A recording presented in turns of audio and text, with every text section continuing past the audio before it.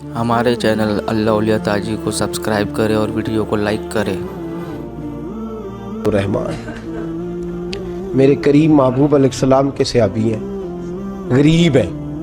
غربت بڑی اعلیٰ چیز ہے، ہاں غریبی بڑی نعمت ہے، یہ آزمائش ہے، اس میں کوئی شک نہیں، لیکن قیامت والے دن پتہ چلے گا جب غریب چھلانگ لگا کے جنت میں داخل ہو جائیں گے۔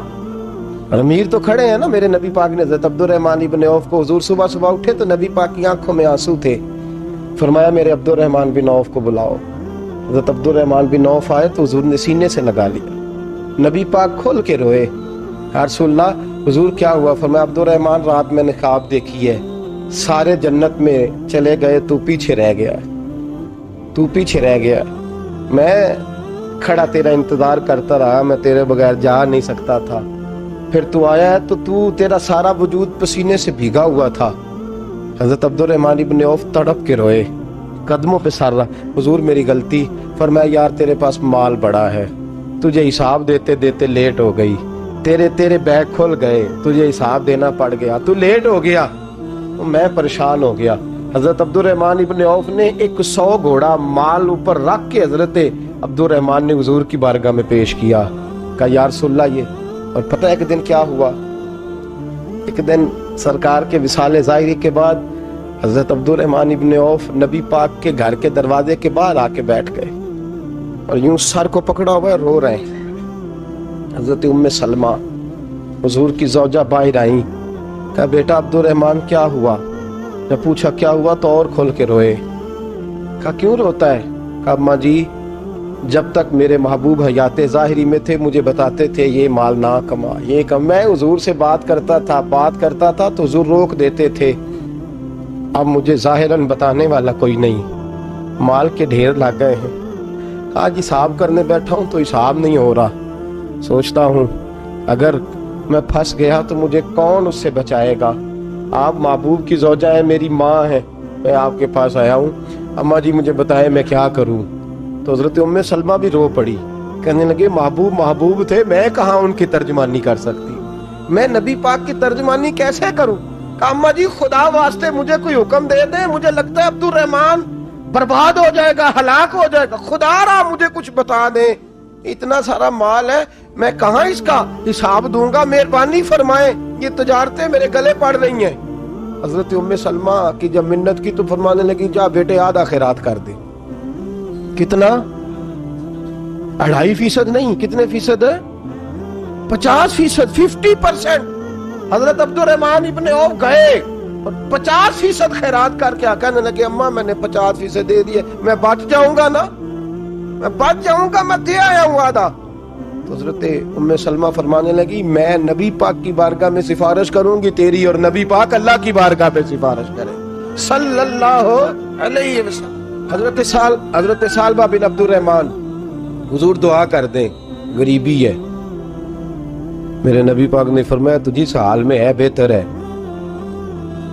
کرتے ہیں حضور نہیں دعا کر دیں، فرمایا تجھی اس حال میں ہے، تیسری دفعہ پھر آ گئے، حضور نے دعا کر دی، 4 بکریاں تھیں، چند مہینے گزرے، کچھ تجارت شروع کی، چھوٹے موٹا لین دین شروع کیا تو 40 ہو گئیں، کچھ وقت اور گزرا تو ریوڑ بن گیا، پھر گائیں بھی آ گئیں، پھر اونٹ بھی آ گئے، پھر لائنیں لگ گئی، پھر ہر وقت حضور کے قریب بیٹھنے کو دل کرتا تھا، اب لین دین کے معاملات تھے، اب ذرا طبیعت تھوڑی پیچھے ہٹنے لگی، تھوڑا دل پیچھے ہٹنے لگا، پہلے 5 نمازیں مسجد میں، پھر زور اثر کی چھٹی، میری طرف دیکھو اور دیکھو میں کیا عرض کر رہا ہوں، پھر زور اثر گئی، پھر کچھ وقت گزرا تو مغرب بھی گئی، پھر اتنی بڑی حویلی کوئی نہیں، پھر باہر جا کے مدینے سے ڈیرا لگا لیا، جمعے کے جمعے آتے، زکوٰۃ کا حکم آ گیا 2 ہجری میں، حضرت ابو ہریرہ رضی اللہ تعالیٰ عنہ امیر زکوٰۃ مقرر ہوئے، 5 اونٹوں پر 1 بکری، یہ زکوٰۃ ٹھہری۔ اب جب گئے نا اونٹ گنے اور بکریاں گننے لگے، اوہو 1 کروڑ پہ 2.5 لاکھ، کس نے دیا تھا؟ دعا کس نے فرمائی؟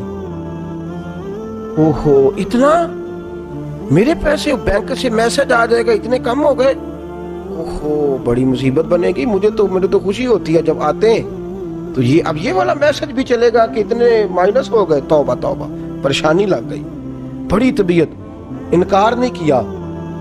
کہنے لگے حضور سے جا کے عرض کرنا میں خود آؤں گا, اور جہاں محبوبیت ہو وہاں اتنے لفظ بھی بے ادبی ہیں, وہاں ٹھہر جاؤ, سوچتا ہوں, سمجھتا ہوں, غور کرتا ہوں, یہ جملے بھی وہاں توہین ہوتے ہیں. محبوب ہو اور وہاں انسان سوچ سمجھ کی بات کرے, وہاں انسان, بابا بلے شاہ صاحب نے کہا عقل آخ دی چگے نو سام کے رکھ, عشق آخ دے بال کے سیکنا چاہیے ہے. کہا جا کے کہنا میں آؤں گا. سب کی زکوٰۃ لے آئے, در رسول پہ آئے. حضور نے فرمایا پہلے سالبہ کی بات بتاؤ. پتا تھا نا پہلے سال. حضور اس نے کہا تھا میں آؤں گا. حضرت ابو ہریرہ کہتے ہیں نبی پاک نے ٹھنڈی آہ بھری, آہ ٹھنڈی. فرمایا ہلاک ہو گیا. اس کو کہا تھا نہ اس چکر میں پڑ, ہلاک ہو گیا, ہلاک. حضرت ابو ہریرہ فرماتے ہیں 2 باریک باریک آنسوؤں کے قطرے بھی میں نے محبوب کی آنکھوں میں دیکھے. اپنا ہے نا تو دکھ ہوا, یار میرا اپنا تھا, ہلاک ہی ہو گیا ہے, کدھر چلا گیا ہے. ان کو بھی بعد میں خیال آیا, او ہو میں تو غریب تھا, یہ آیا کدھر سے تھا, میں تو غلامی رسول میں آتا گیا تو رب میری عزتیں بڑھاتا گیا, یہ میں کس چکر میں پڑ گیا. آئے لائنیں بکریوں کی لائے, حاضر کی. حضور وہ میں نے کہا تھا حضرت ابو ہریرہ سے میں خود آؤں گا, حضور میں خود لایا ہوں. فرمایا محبوب نے مجھے تو نہ بتا, میں تو سمجھتا ہوں, میں نے کہا تھا تو میں آ گیا ہوں. فرمایا چل اٹھا, دوڑ جا, لے جا. حضرت ابو ہریرہ فرماتے ہیں انکار محبوب نے سالبہ کو کیا, لیکن آنسو ابو بکر صدیق کے بھی نکل گئے. فرماتے ہیں درد عثمان غنی کو بھی ہونے لگا, تڑپ مولا علی بھی گئے. فرمایا جا لے جا, نہیں چاہیے تیرے پیسے. فرماتے ہیں سالبہ نے ہاتھ باندھے, کہا محبوبہ غلطی ہو گئی, حضور مجھے. فرمایا تجھے کہا نہ تیرے نہیں چاہیے, نکل جا. حضرت ابو ہریرہ فرماتے ہیں جب نبی پاک نے رخ پھیرا تو صحابہ کی زبانوں پہ بھی جاری ہو گیا یہ تو ہلاک ہو گیا. کہتے ہیں مدینے میں قحط پڑ گیا. محبوب نے فرمایا بلال تو بھی آج لا. ایک خشک چھوارا حضرت بلال کا قبول ہو گیا, لیکن سال بعد لائنیں لگی یا مال کی. فرمایا جا لے جا, تیرا قبول نہیں ہے. فرماتے ہیں تڑپتے رہے ساری زندگی اور مال کو دیکھ دیکھ کے آہیں بھرتے رہے, لیکن کریم نے اس تجارت کو قبول. حضرت ابو بکر صدیق کے پاس آئے سرکار کے وصال, حضور قبول فرما لیں.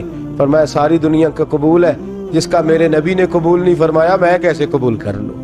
حضرت عمر فاروق کے پاس آئے, فرمایا نہ تیرا قبول نہیں. حضرت عثمان کے زمانے میں وصال ہو گیا. عزیز یاد رکھ, تجارت وہ والی کر جو تجھے نجات دے, اس چکر میں نہ پڑ جا جو تجھے الجھا دے, جو تجھے الجھا دے. قرآن مجید کی آیت آئی اقترب للناس حسابہم وہم فی غفلۃ معرضون. لوگوں کا حساب قریب آ گیا ہے اور وہ ابھی بھی غفلت میں پڑے ہیں, ابھی بھی 2 کے 4 اور 4 کے 10 کر رہے ہیں. حساب کا وقت قریب آ گیا. حضرت انس آئے مسجد سے, ایک صحابی مکان بنا رہے تھے, جھونپڑی تعمیر کر رہے تھے. حضرت انس کو پریشان دیکھا, کہنے لگے انس خیر تو ہے, کوئی نئی آیت تو نہیں آئی؟ تو جناب انس کہنے لگے آیت تو آ گئی ہے, رب نے کہہ دیا کہ حساب قریب آ گیا, تیاری کر لو. جھونپڑی بنا رہے ہیں, محل نہیں, جھونپڑی بنا رہے تھے. ابھی دیوار کچی مکمل نہیں ہوئی تھی, ہاتھ جھاڑ دیے صحابی نے. ادھر رخ پھیرا تو حضرت انس کہنے لگے کہاں جا رہے ہو؟ کہنے لگے بھئی میں حساب نہیں دے سکتا, میں مصطفیٰ کے پاس جا رہا ہوں, میں نے نہیں دیوار بنانی, بس بھئی میری اس دوڑ سے بس میں کوئی نہیں حساب دے سکتا, میں کمزور ہوں. میرے رسول کائنات صلی اللہ تعالی علیہ وسلم نے, میرے دوستو تجارت کرو لیکن اس کو عبادت سمجھ کے کرو. اگر تمہیں چوک وہاں دکان پہ بیٹھے خدا بھول جاتا ہے اور سودا کرتے وقت رب رسول کی باتیں تمہیں بھول جاتی ہیں, تو پھر تو تم وانتم موردون میں ہو, پھر تو تم غافل ہو.